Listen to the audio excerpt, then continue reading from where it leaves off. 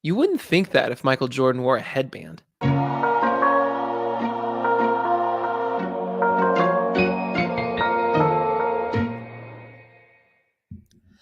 Hello and welcome, Star Wars fans, to this week's episode of Duel of the Ranks, a show where we debate takes so hot that they'd melt a planet with twin suns. My name is Brody, and tonight I am joined by my co-host Brian as we attempt to discover what story is truly the best from a galaxy far, far away. On this week's episode, we're going to be discussing ranks and hot takes from the Clone Wars Season 2, Episodes 1 through 3. By the end of this episode, we'll have a definitive answer on where these pieces of Star Wars content ranks amongst the rest. Brian, we're down a co-host tonight. Amanda, I don't even know what she's doing. It's something I'm forced to believe whenever she's gone, I'm pretty much committed to just believing it's something Beyonce related. In fact, I think she said it's something Beyonce related, which I guess if that's the only thing that pulls her from this, it's not family, it's not holidays, it's Beyonce. Is Beyonce not part of your family, just internally in your heart? I think that's just as important as family. Beyonce, no. You know what though? She kind of is actually. So here's why Beyonce is more of my family than she ever will be Amanda's. So on my end, my cousin actually went to high school with her. Whoa. So, yeah. In Houston? Yeah, in Houston. Yeah. Wow. Just down the road from me. Yeah. Yeah, you know the deal. So we all love our Queen Bee. We do? We all love Queen Bee? Well, yeah, it's true. It's just unilateral. All right. Well, we did change our look a little bit on this show for all of the YouTube viewers who are out there. Right now, there's only one person. So for you, we made this for you. Hopefully other people join in more than one person sees it. But otherwise, Brian, the audio people are missing out. But it looks nice. I promise. It's got this nice 3D glasses effect. Maybe it's because of us. Maybe the backdrop looks nice, but we don't. And we have great voices for audio, but got a face for radio, as they say. as they say. Well, speaking of music, my Apple Music numbers came back in for this year. And yes, I'm an Apple Music user, not Spotify. Are you a Spotify guy? I'm a Spotify guy. Yeah, you and everybody else. But Apple decided to copy them this year.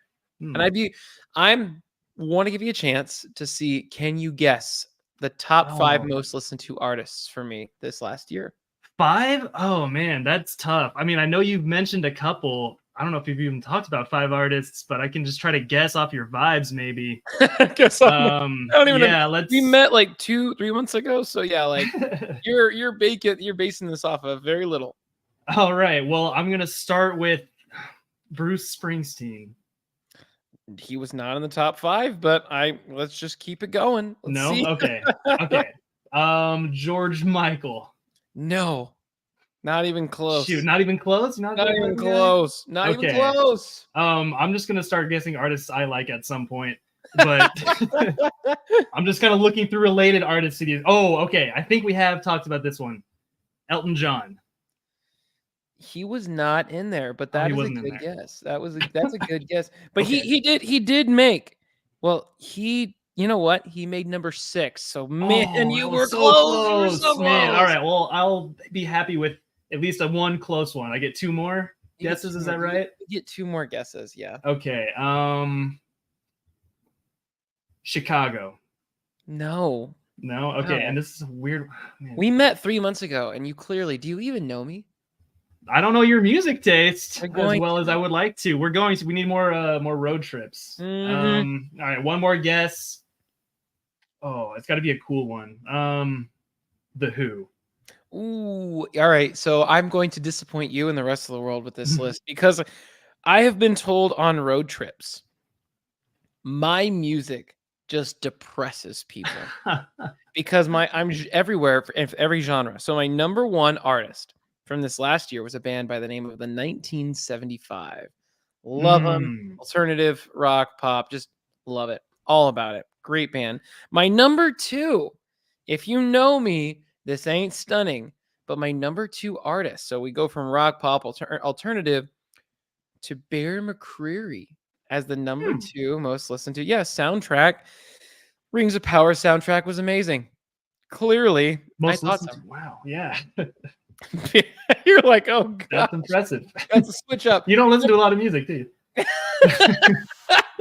I had like 80,000 minutes on my. I don't know how many minutes you listen to. Nowhere near that. All right, number 3, going hard into 80s pop, Whitney Houston.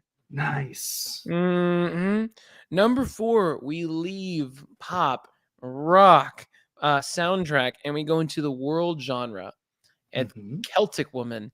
Don't know how that got so high up there, but there it is. Wow, interesting. Yeah, I know. That was definitely not any. Yeah, I never would have guessed that. And I took an Ireland road trip this last year, so I think that's how it kind of snuck in there. And then number 5, there's an amazing band originally from Utah, now LA, called The Strike, and they were one of my favorite bands, and so they were the 5th most listened to in there. So yeah, man, those were my top 5. I want to hear.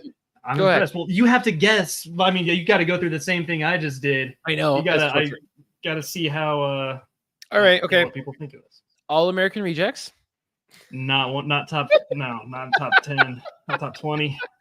Well, then I'm not going to say Green Day based on that response. Linkin Park. Nope, no Linkin Park. I feel judged though. I'm going off a very specific vibe here. Okay. Yeah. All right, I can do this. John Williams. Ooh. He's probably no, he's probably not up there. I listen to a lot of artists. No, but no. Short answer, no. Okay. All right. Another one. I know you're more into the metal scene, right? Am I wrong? Mm-hmm. Slightly, yeah. Got my toes in there. All right. I'm gonna say the Who, and you said the Who for me, but I'm gonna say different Who. The band is the HU. The HU Who. HU.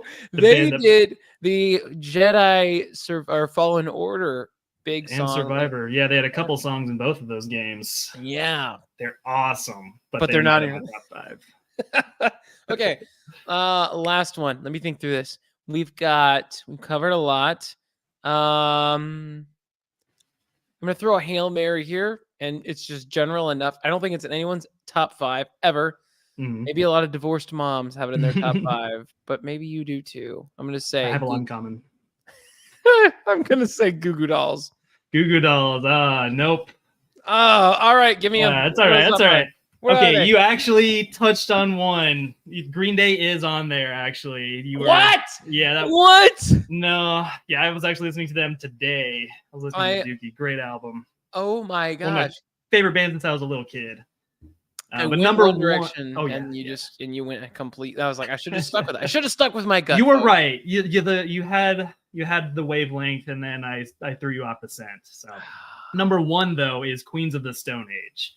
Oh, okay. Yeah. That is like the most metal it gets, I guess, on this list. Coming in hot at number 2, I'm not surprised at all, is My Chemical Romance. I have been beating the Black Parade to death this last year. It's by far my favorite album. Would love to see those guys live. Number 3, Foo Fighters. They're definitely a very popular one, but I've always liked them, but I really dove into them this year. Their newest album was incredible. And even their first album was just Dave Grohl by himself. He recorded every single instrument on that album. So please check it out. It's incredible. Yeah. And then 4 is Green Day, as I mentioned. And then number 5 is Nirvana. So Dave Grohl's on this list twice. Nirvana. Yeah. Nice. That's a good list. That's a good list, Brian. I'm so cool, right? Isn't that such a cool list? That is such a cool list. And it was almost as cool as these first 3 episodes of season 2 of the Clone Wars. Amanda's not here to break it down, but basically, did you write a synopsis? I've got a summary right here for you. Well, then deliver you ready for it? All right. I'm ready, Pastor. Preach. In Holocron Heist, Cad Bane infiltrates the Jedi Temple and attempts to steal an ancient Jedi holocron. It's up to Ahsoka, Anakin, and Obi-Wan to stop the bounty hunter from escaping with the valuable Jedi artifact. And then episode 2, Cargo of Doom. They catch up with him by the end of the first episode, I guess. But the Cargo of Doom starts out with Anakin and Ahsoka intercepting Cad Bane's warship hoping to recover the stolen Jedi holocron and save the kidnapped Master Ropel. I think I might have messed that up.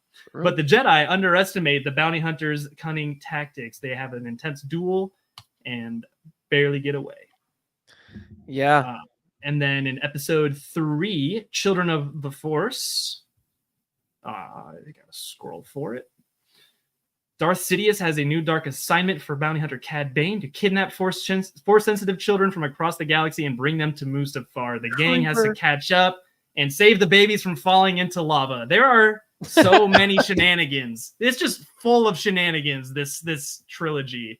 And if it has 3 in it, I don't care. It's a trilogy. Best moment, though. Fun. There's so much to break down. Favorite moment. Dude, it's like not even close. I just love the ATTE so much. It's when they jump 3 of them on top of the Separatist starship and attack the bridge of the cruiser from outside. Yeah, that stuff is so cool. I used to not love like the space costumes. I thought that was a little goofy looking, but no, I've come around to that fully. And anything where the Jedi are cutting holes through spaceships and jumping in and saving someone, that kind of shenanigan is what I live for. I mean, it was so much fun. These first 3, like, first off, I gotta say, you can tell they got a little more money or something because the animation took certainly a positive upswing. So that's number 1. Number 2, the story itself.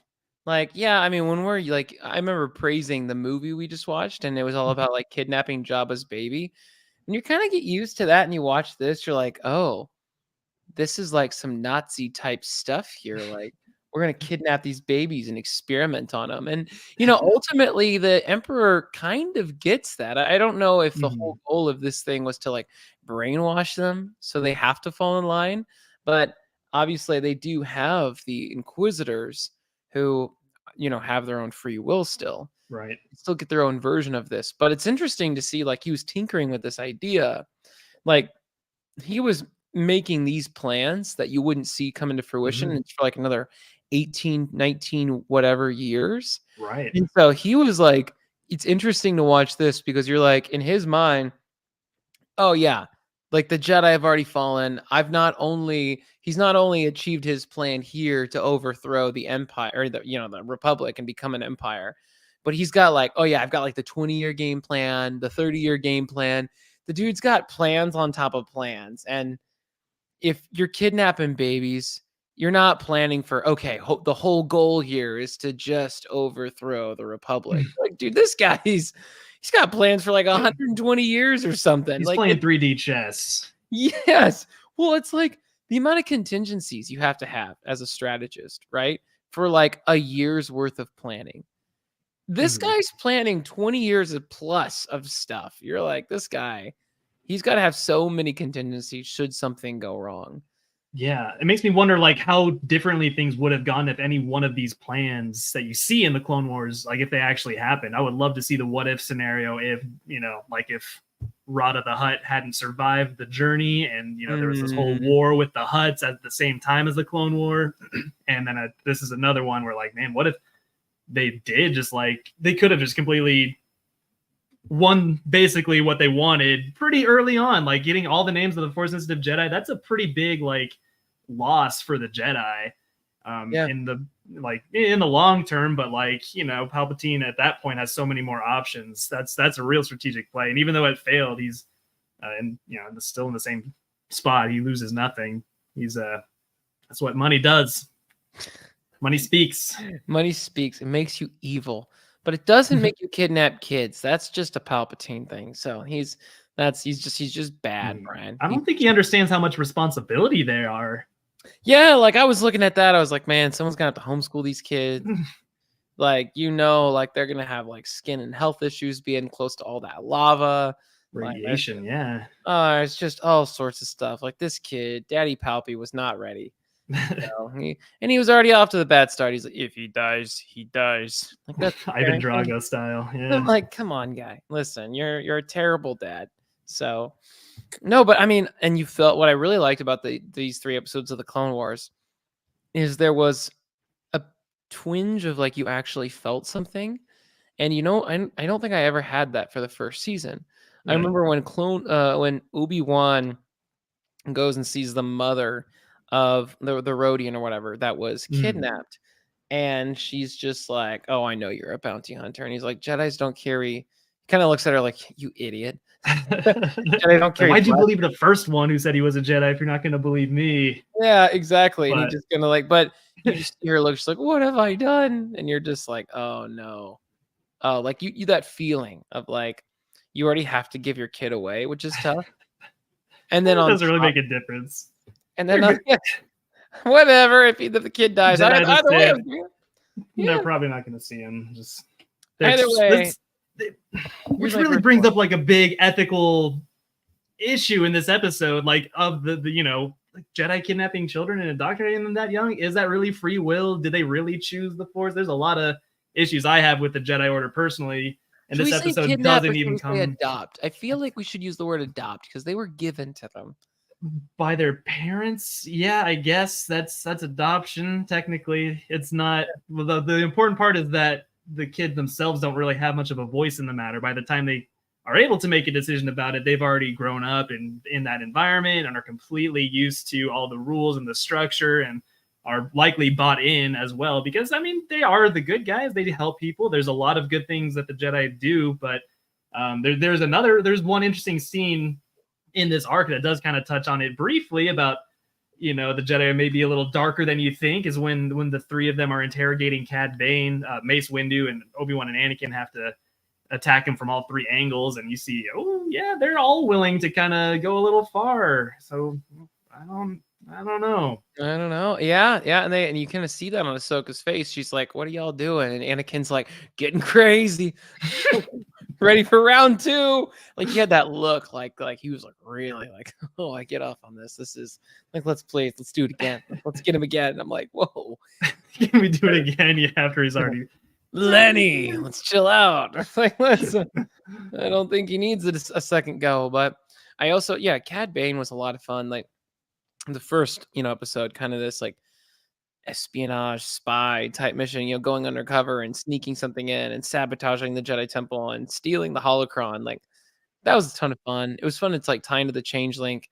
There was one thing I noted too, where Rex, he bonks his head on the ceiling, which felt like a callback to A New Hope.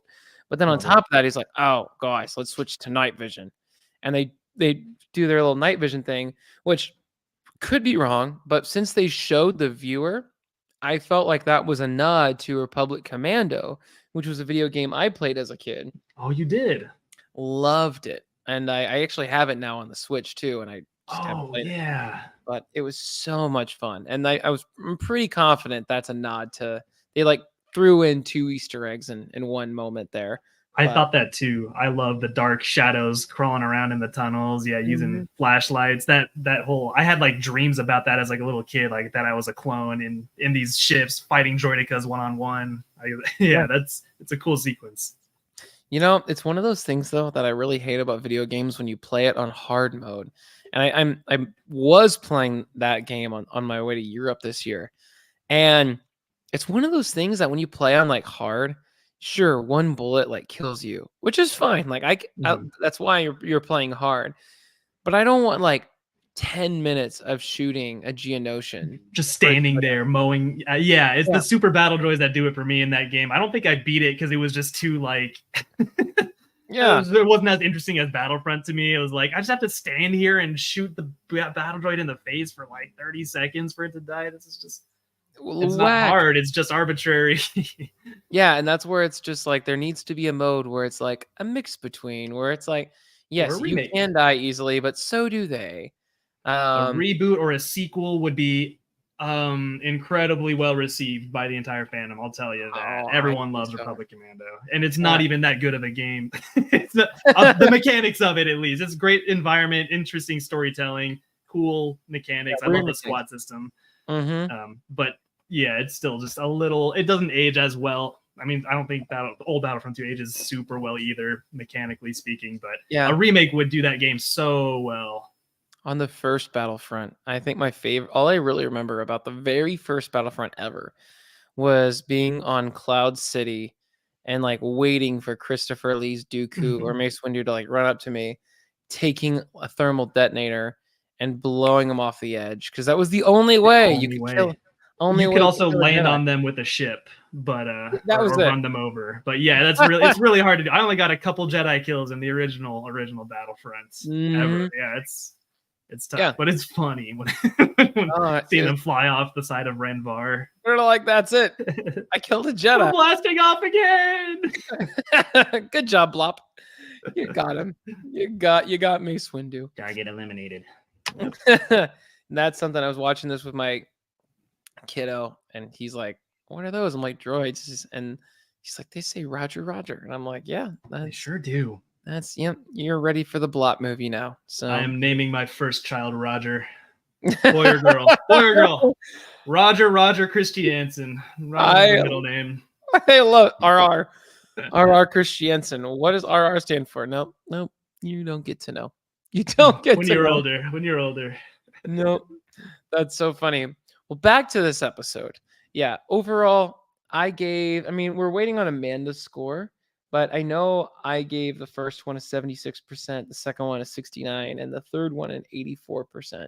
Okay. So, yeah, overall, and I'm sure as we get Amanda's numbers and everything organized in there, I think it'll balance out. Is probably I will be surprised if this is not the strongest arc we've reviewed yet. Like, they came out season 2 swinging from the story perspective far more in comparison to the first season.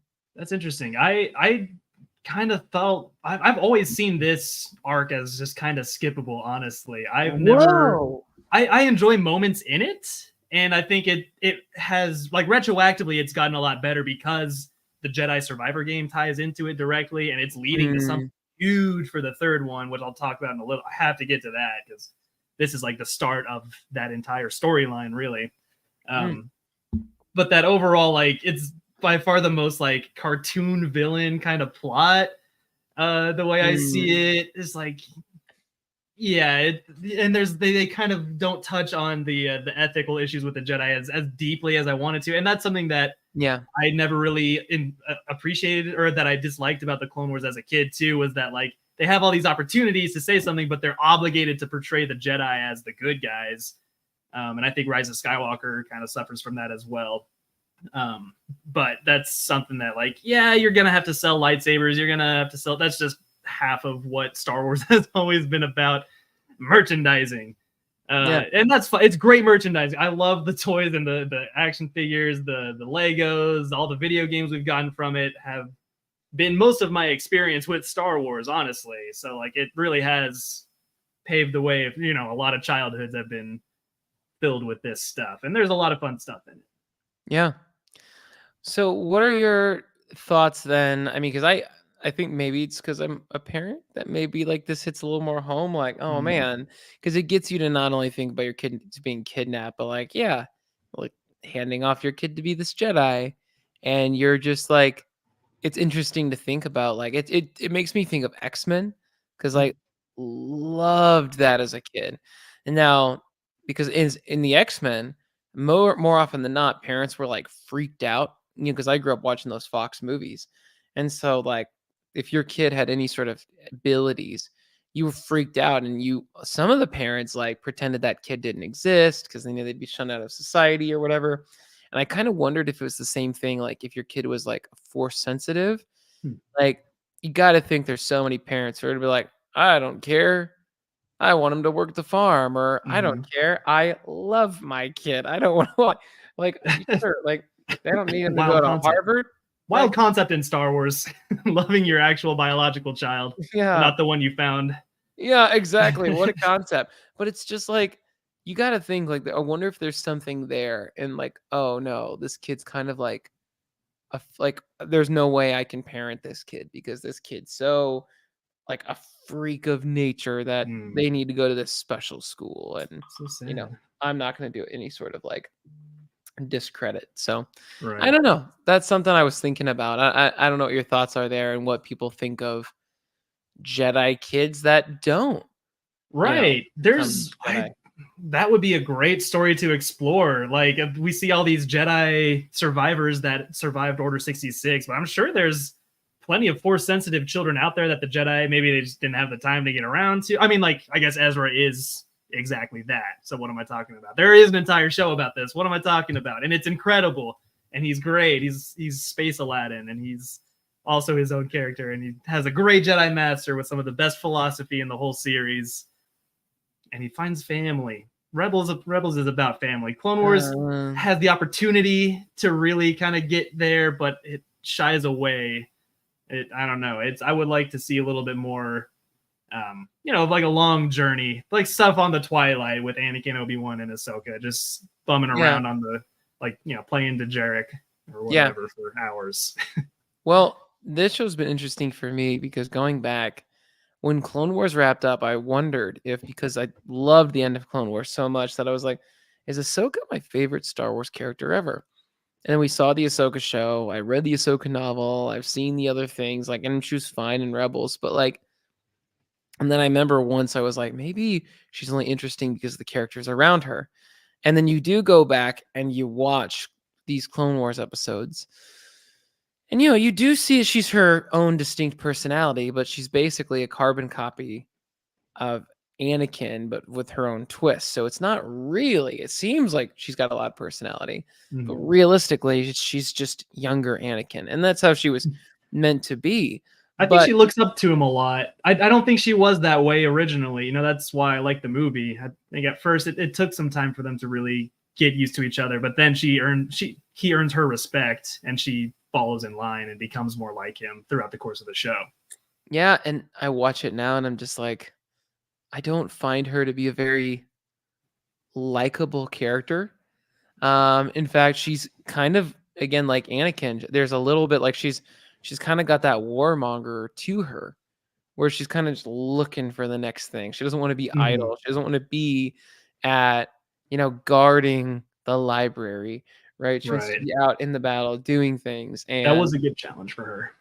New kind of challenge. But yeah, you're right that all those things are kind of already rehashed from season 1. I think they're they go through that whole arc of her. It's on Ryloth, right? That her troops die and she doesn't follow orders and she gets reprimanded, and they kind of just repeat that whole thing here just to put her in that context of wanting to do something more interesting and exciting and dangerous, and being stuck behind books all day turns out to be also dangerous and exciting. Good for her. She was happened to be in the right place at the right time. Exactly what she wanted, isn't it?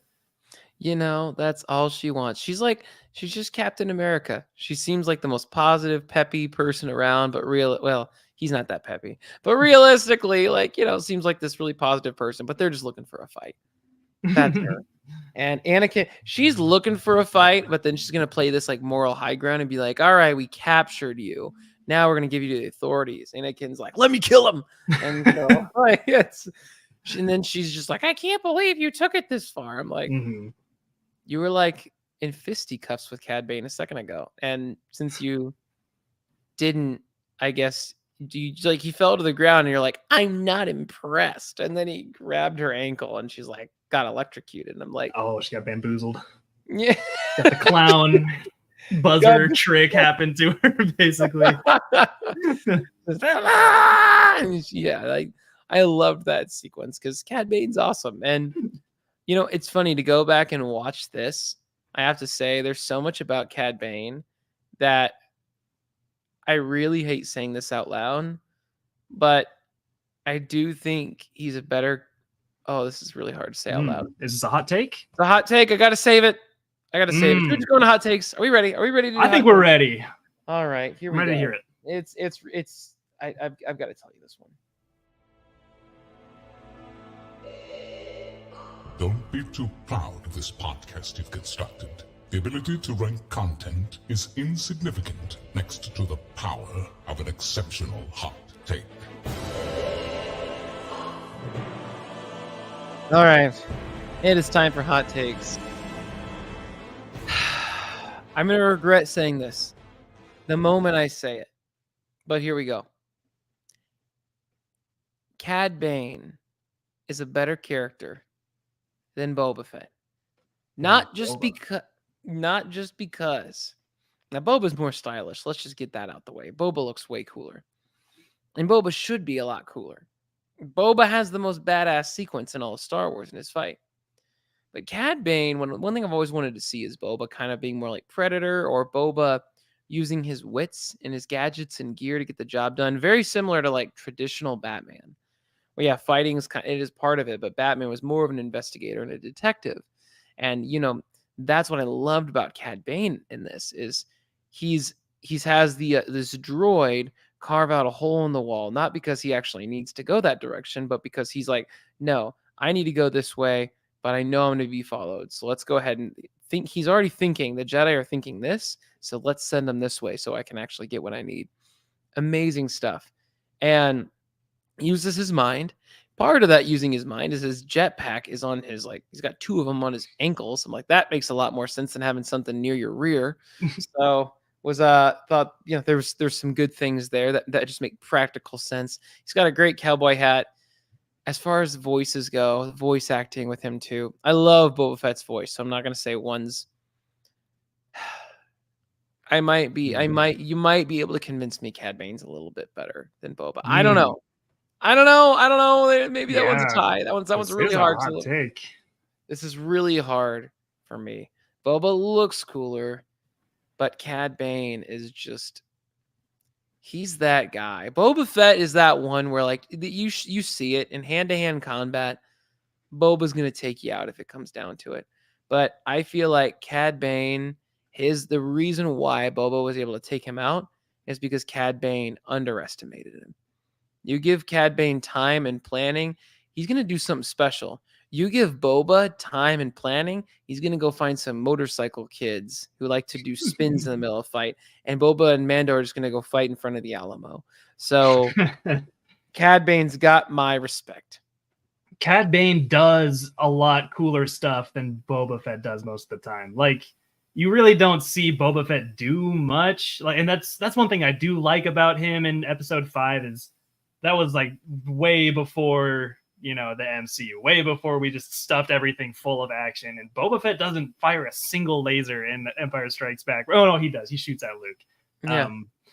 But his presence is so threatening because of how little he gives. He is that the good, the bad, the ugly role. He's very what's the word?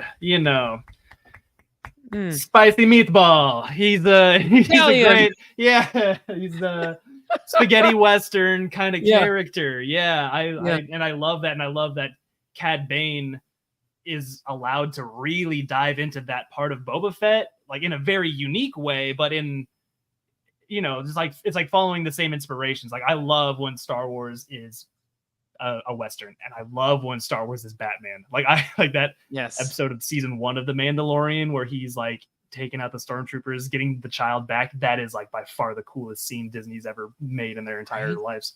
It's so when Star Wars is Batman, that's just where it's meant to be. Yeah, totally. So you agree? Do you think it's a hot take? Do you disagree?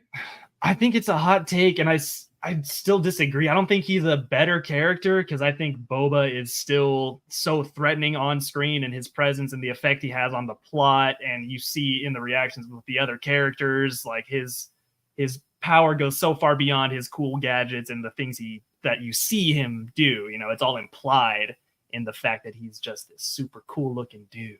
Well, Boba's super cool looking, and if you've watched Justified, Raylan Givens from that, whatever his name is, and he's basically Raylan Givens again, the sheriff.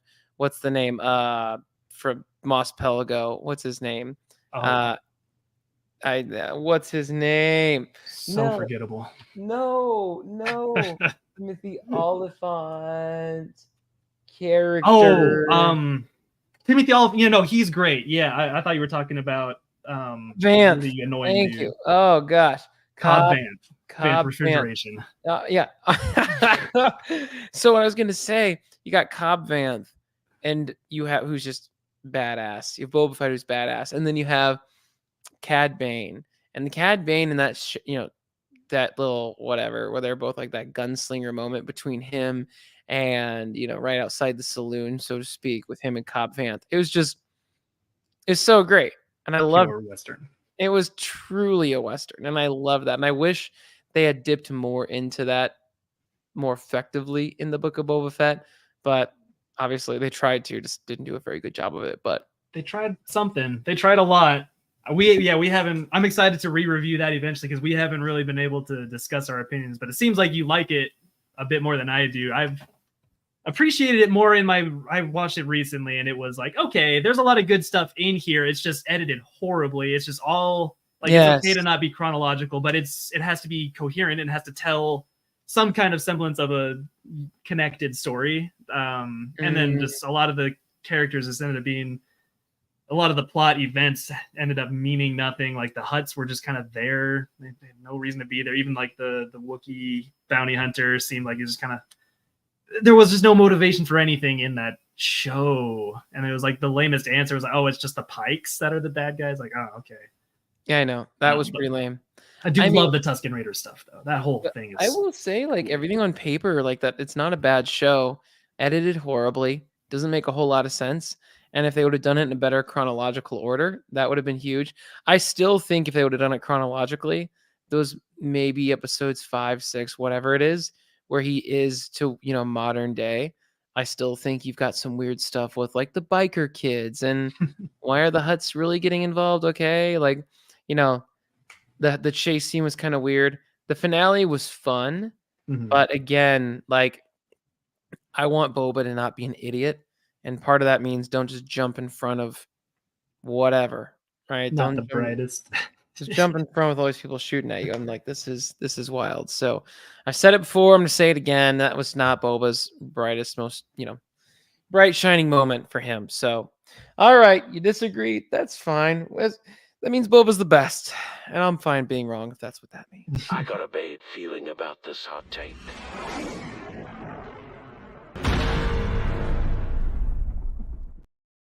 All right, time for yours.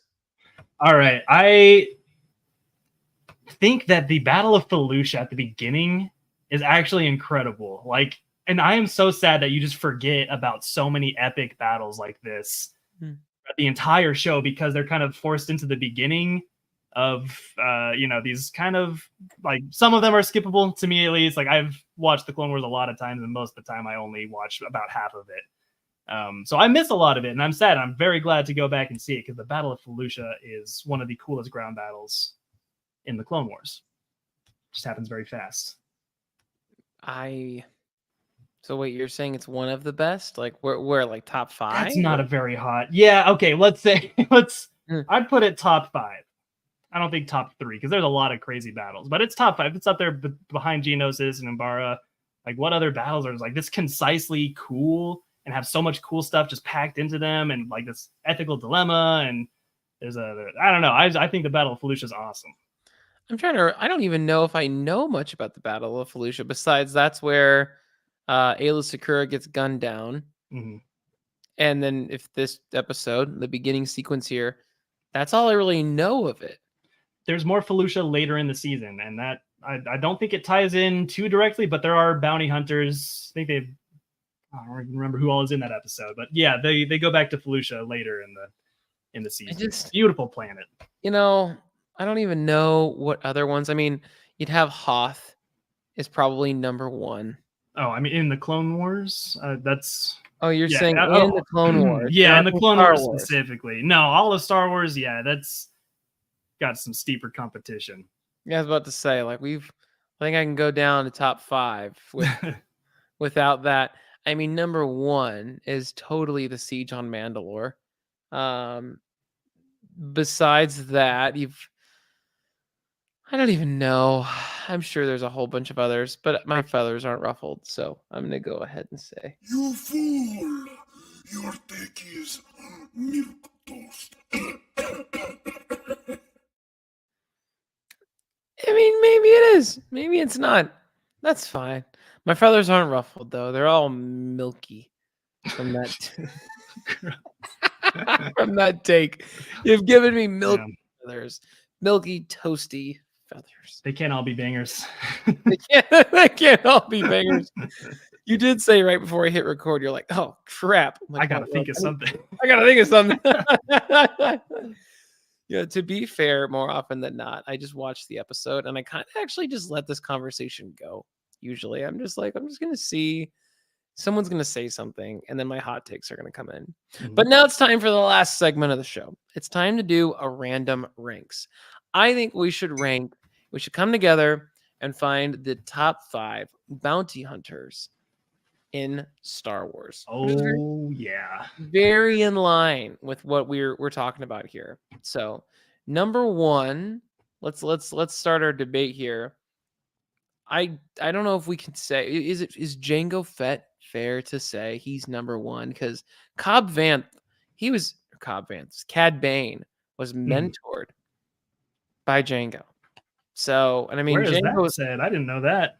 yeah, he went under Jango's wing for a while. So, is that fair to say that Jango is, and he, he's the whole clone army was based on this guy. He's the best in the galaxy. With Boba, I mean, he's not the original. So what do you think? Jango number 1 all-time bounty hunter? I don't know if I'd put him number 1, but he's easily like top 3. I think his design is such a cool improvement from Boba's. It's so sleek, and the dual pistols is super cool, and you actually get to see him do all the things in Attack of the Clones. The whole ship sequence is awesome. He gets all the love he deserves in that movie, and I don't know if I'd put him at number 1 for me, but if you want to, I support you. Well, who would you put number 1? I would probably put Mando, honestly. Really? Yeah, I love like he's always Mando. getting beat up. I feel like he's always getting beat up. Yeah, but he can take a punch. He fights like Rocky. He's okay with. He waits for his moment, and then he just uppercuts you or shoots you with his gigantic incinerator rifle. It doesn't seem like there's a lot of planning on his end either. It seems like he just kind of like stumbles into stuff. Goes with the flow. I love that. That's just my style. It's rock and roll, baby. You don't want a strategist. You don't want Batman. You want Mando. I think Batman improvises sometimes, and Mando in episode, I think it's 5 of season 1, is like I don't know. It gives me Batman vibes. I feel like Mando, the most he was like Batman was I think it's the first season of Mandalorian where he has to go rescue Bill Burr and these other I know Bill Burr and like a group of other guys are like they're rescuing this, they're doing this prison thing. They all turn on Mando, and it's my favorite moment because Mando picks them off one by one, and then he he knows like the Republic, sorry, yeah, it is the Republic, the Galactic Republic, whatever, in and the New Republic, and he knows they're just gonna like get him blown up, and he just like leaves everyone to like die. And I'm like, my gosh, Mando, that was kind of savage. To be fair, they were trying to do the same thing to him, but they brought it on themselves. I don't know. I don't think I could put Mando number 1. He's up there, but I don't know. I mean, if Jango's jetpack hadn't glitched, he's not dying to Mace Windu even. And I mean, Jango Fett killed Jedi with his bare hands. That's true. They chose him for the clone template because he had killed Jedi, and they wanted his training and his biology. That's his thing. It's kind of all been foreshadowing for episode 3. I love how they kind of tied that in retroactively with even the clone trooper design. Attack of the Clones is brilliant. See, people can understand now. Finally, I think if that was the key to all of it. Ooh. Someone did say in the comments, KG brought up, was Burr's character a bounty hunter? Yes. I don't know. We know he's an assassin, so you have to assume there was some bounty hunting in there. But yeah, the Cara Dune, I don't know. I would say for me, I mean, Cobb Vanth, I don't think really had to. I mean, he did get his, he got his cheeks handed to him by Ahsoka today. And so I don't think that would have happened in Jango so easily. So Cad Bane. I thought you said Cobb. I did say okay. Cad Bane is super cool. Yeah. Was this the episode with the gravity? Am I getting that mixed up with a different one? The sequence with the gravity and like the bombs. Oh, yeah. That was so cool. I forgot to rant about how awesome gravity shenanigans sequence is. We need more of that. Okay. So what if we do this? Let's just agree that Jango is like, there's no way Mando's taken out any Jedi with his bare hands. So if we say Django's number 1, let's just think about this for a second. Like number 2, I think now we're having a conversation between. I think there's a drop off, right? Because now all of a sudden you've got Boba, you have. But my big thing was with Boba is he got drunk on the sail barge and was easily taken out by a blind guy.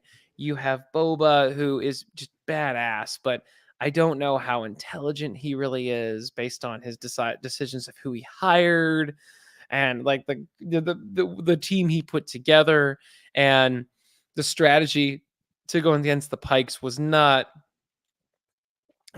there. I know EU Boba had all sorts of good stuff going for him, but I don't know if that's the case anymore. I mean, I think it's between Cobb Vanth. You might as well fire me. Fire me. Fired. Cad Bane, Boba Fett, and Mando. I think let's break down those 3. Okay. And if you really think Mando's number 1, we just got to debate that because I don't know. It's hard until I see Mando take a Jedi down with their bare hands. Yeah. See, he fights Ahsoka a little bit. He is decent with the Darksaber. He's definitely better with a laser sword than any of the other bounty hunters that we see. You know, he's got such a wide array of weapons. Is kind of how I see him as like superior, because like he can snipe, he can be close quarters. He's got the grappling hook. He's got a jetpack. He's got the most overpowered armor in the entire series. Yeah, I think it's a little annoying how many times he gets shot with absolutely no consequence. I would definitely not do that. I would definitely have not shot it that way. Yeah. Beskar armor is a little overpowered, but no, and he's smart enough to get by, and he cares. He's passionate about something. He loves his son, and he's got a reason to fight, and ends up kind of becoming bigger than this guy that he was at the beginning. He accepts his role and is able to help Mandalorian, help free his people, his adopted people, and become his own man at the end of the series. So who's your number 2 then? My number 2 behind Mando, I would put Boba right there. Snug. Okay. Yeah. I love Django. I love Django. Yeah, I think there is an argument for number 1 for Django, but Boba's design, he's just so raw. He's just so gritty, and you can tell he's been through stuff. He's not, living this life of luxury on this beautiful ocean. Maybe it's not beautiful. I don't know. If you like rain, it's gorgeous on Kamino. But I don't know. Boba, he's just resilient. His entire personality is just calm, cool, and collected at all times. And he paved the way for bounty hunters of us all. All right. Who's number 4 and 5 then?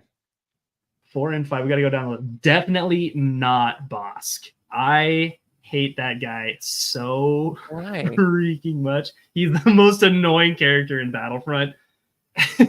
He is. Oh my goodness, he's the worst. He just you can play him with skill, but he just runs away and gets rewarded for it. It's just you don't have to have 4 brain cells to get kills with that character. But all right. 4 would be oh my gosh, I can't think of her name. Blanking on the name. The baddie with no, not Black Chrysanthemum.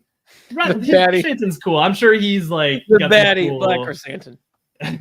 Say less. No, the girl that's in Aura Singh. Yeah, she's there in Phantom Menace. She's like thinking about it. I could totally kill the Chosen One right now, and she chooses not to.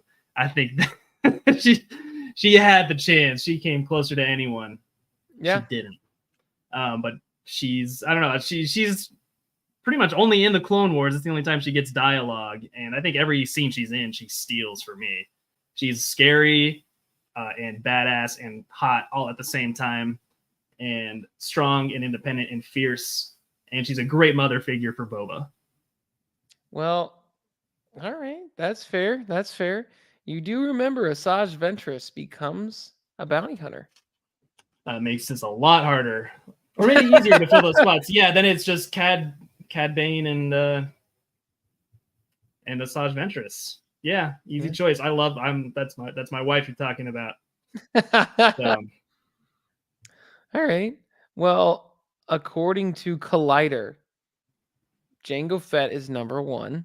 Oh, Which makes sense. I mean, it says the Mandalorian foundling was widely known as the deadliest bounty hunter in the galaxy during his time. The Sith Lord Darth Tyrannus recruited him to provide his genetic DNA for a clone army. He happily obliged, so long as that he got one unaltered clone to raise as his own, Boba Fett. He's the most respected bounty hunter of all time. His skills were put to the test when he was able to hold out on his own against Obi-Wan Kenobi and other Jedi. Fett's reputation precedes him, no matter how he ultimately fell. And that is a good point. Jango did take on Obi-Wan one-on-one and came across unscathed. yeah. You know who loses to Obi-Wan? Darth Vader. Grievous. So, yeah. Lots of people. Yeah, so I think like that fight alone, that's got to move Jango up your list a little bit. Like he walked away from that. Yeah, that fight is incredible, and Obi-Wan is always sent to do the dirtiest work of the really the entire Jedi Order has in store. And he has a good attitude about it. He's such a good guy. He My really is. favorite Jedi. So I'm definitely keeping Jango number 1. I'm going to put Boba number 2 over Mando only because Boba's fight scene in Mando season 2 where he took out all these guys because he saved the day. That was the big thing. Boba, I don't know if Mando's ever saved the day for Boba, but Boba came in and was like, you see all these guys? You see how this is like a problem for you? And like Fennec, it's not for me. I'm Boba Fett in the flesh. So and Dad bought it all. Boba Fett. I'm gonna put Cad Bane number 3 above Mando, just because Cad Bane. Because you're just following the Collider list. Yes, yeah. It's just confirmation bias. You might actually believe this, but but no, I it all comes down to. Here's my thing. I'm no matter what putting Jango number 1. You could actually form like an argument for me between Cad Bane and Boba. The only reason why, you know what? Based on what I said earlier, I have to. You got to stick to it. Yeah. I got to stick to it. So I got to stick to it. And by the way, when I say Cad Bane's better than Boba, it's like 1A and 1B. They're both so cool in so many different ways. But right now, and this will change if we ever see a good strategist come out of Boba Fett. As it stands right now, he's an amazing pilot and everything else, but we just have to see where his strategy lies. So number 1, Jango Fett. Number 2, Cad Bane. Number 3, Boba Fett. Number 4, Din Djarin. And number 5, I was going to say Fennec Shand. But if Asajj Ventress is playing ball, she's in the game. She's always in the game. She's on the field. Always in the game. I question her prowess as a bounty hunter, but we know in hand-to-hand combat, she's probably wrecking most of these folks, besides Jango. Yeah, I'd like to see her use a sniper rifle. I wonder what other skills that she picked up. I really want to see more Ventress, honestly. Hope we get like a Tales of the Jedi episode of her eventually. She deserves it, man. Like, well, I wonder if she would be like in a second season of Ahsoka or something, because like it's not a crazy tie-in to have her character there. Canonically, I believe she is dead before A New Hope, and I'm not sure when it happens. I think it's one of the novels, and it might be long before then. Actually, it might just be a kind of like crazy though, because like everyone's like, oh yeah, like the canon are in the novels, but like the novels break canon with the shows all the time. Yeah, they're always bringing characters back. So I guess if there's one character I would love them to just completely retcon their death, it would be Asajj Ventress, because I need more. Yeah, more red lightsaber, dual wielding red sabers that can also go into a double bladed. It's so freaking cool. Oh my gosh. Yeah, come on. Inquisitors, like they tried to do it, but then they added like the goofy helicopter. So goofy. It's so you don't even have to move to spin it. You just press a button. Kids these days and they're helicopter lightsaber technology. Yeah. Asajj Ventress is just like, let me show you what real skill looks like. And Yeah, I mean, she did also fight Obi-Wan Kenobi, by the way. And Mhm. more often than not, like, there were many times Obi, like, you mean, he won. Don't get me wrong. Mhm. But she got away. She had a She gets the upper plan. hand at times, yeah, and she has to Mhm. bail him out against Maul and Savage, I believe, in season 4. Yeah. That's probably the coolest moment for her. I'm Mm. excited for that. Well, this has been a great arc. This has been a fun series of episodes to break down. Brian, thanks for joining us this week. For listeners that are out there, you enjoyed this episode, well, go follow us. We're Duel of the Ranks. We're on things, the YouTube, the Apple Podcasts, the website things. Google it. We're out there. But yeah, we're going to break down Mark Clone Wars Season 2 next week when our co-host Amanda jumps back. It's going to be a lot of fun. We look forward to having you there. Want to join the live session? 7 o'clock Central Time on YouTube. Come check us out. Otherwise, we'll see you next week for the next set of episodes. This is Duel of the Ranks. See you next week.